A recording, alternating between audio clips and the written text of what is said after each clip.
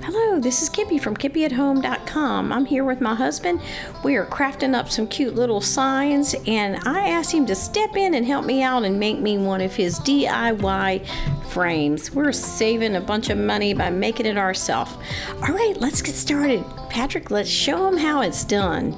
Hello, I'm Patrick with KippiAtHome.com, and today we're going to make a simple butt joint frame using the Craig tool with a Craig jig, a step Craig drill bit, and Craig pocket screws, and some Titebond glue, a clamp from Jorgensen, love the clamps, a small adjustable square, a couple of drills, one for the step drill bit, and then the other for the drill with the driver tip on it for Craig tip screws. And I also have a router there with a 3/8 rabbit bit router tip in it, and I'm going to also be using my chop saw to cut our frames to length. And for all these items, you can look in the description down below for a link to what we have for you. Today we're going to use some pine 1x2s, various lengths depending on how much stock you need, but for ours I've got I think two 36-inch pieces that I'm going to use of 2x2, and we're going to cut them to the length that we need. So what you need to do is cut your lumber, figure the size of your picture, and then cut your lumber accordingly. And so the cross bottom will be a 5/8 shorter than the picture frame, and then the sides will be a bit longer depending on how wide your boards are. Ours are 1x2s, so we're going to be about 2¼ inches longer than the picture itself. So with the 1x2, we're going to pick out a good spot on our board here, and we've already chosen our measurements. We're going to chop the end off square, and we're going to measure our project, and then we're going to add the amount of needed lumber to that. So for this, if we're making a 12x12 picture frame, we need to add, or actually for the cross members along the bottom, we need to subtract 5/8 inch from the total length, and then for the verticals we're going to add some. So anyway, we're going to cut our boards to length. So with our chop saw, we're making sure our boards are all the same length for the horizontal ones and then for the vertical ones. And we're going to cut them and max and square, and then we'll prepare them for the next step, which will router the rabbets in the back. Now we're setting up to router our rabbets in the back of our bottom rail and our side rails for our frame, and I'm using an adjustable square to set up for the thickness of the material that the item that we're going to frame is going to be.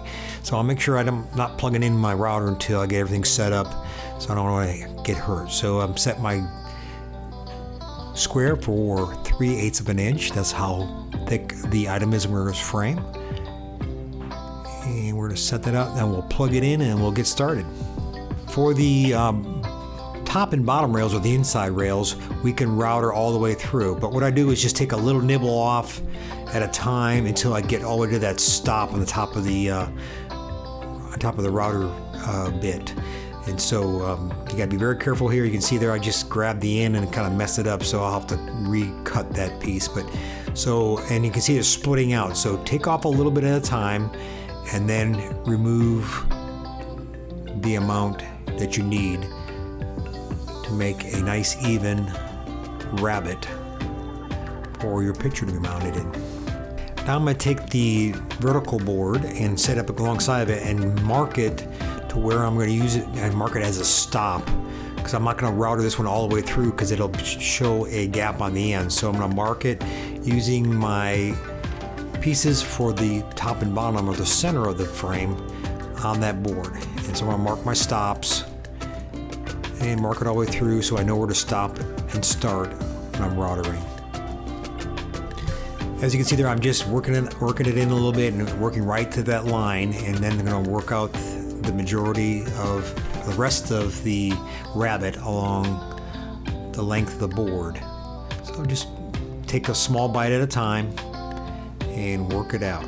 Like I said, it'll chip out possibly with the, depending on what kind of wood you have, so, and knots or whatever, but use your start and stop lines, and that'll give you enough to attach the sideboards to when we screw them together, which we'll do here in just a few minutes.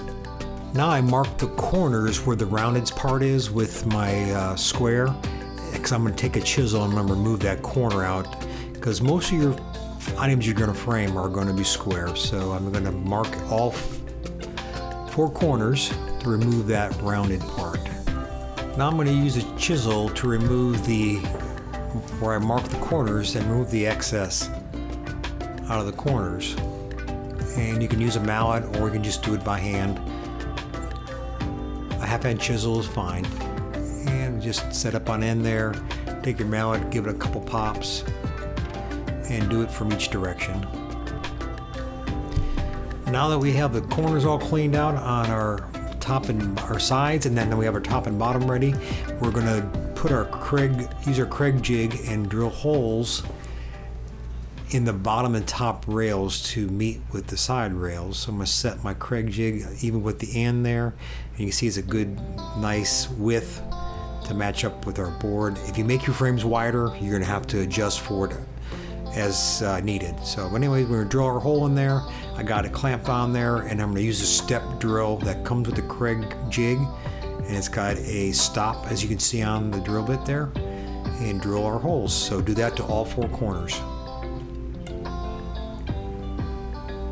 Now we're ready to assemble the frame. So I'm going to set my Kreg jig clamp to the thickness of the board, so we can clamp it and hold it in place while we're putting the screws and the pocket screws in. So I usually set it to the thickness of it and then loosen it, and then or release it and then put it another quarter turn, just so I have a good snug fit.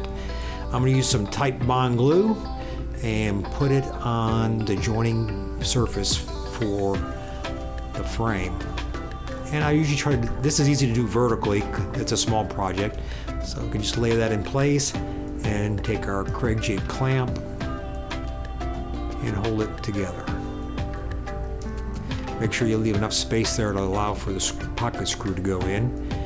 And I used 1 1/4 inch Kreg jig screws, pocket screws for this project. Okay, here we are at the last corner, finishing it up, and we'll remove the clamp. You can work on it at this point because those Kreg screws will hold it together really well. Give it a good sanding.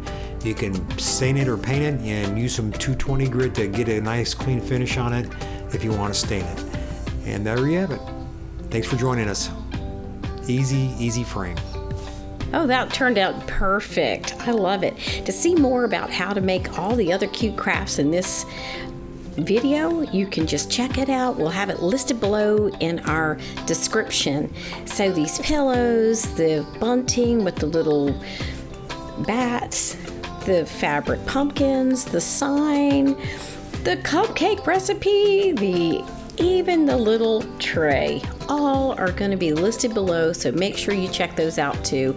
You'll be delighting your family with some cute crafts, and you can do these all year. We have some really cute designs for Christmas, so you gotta check back soon. All right, y'all have a fantastic day, and don't forget to subscribe and ring the bell, and we will see you soon.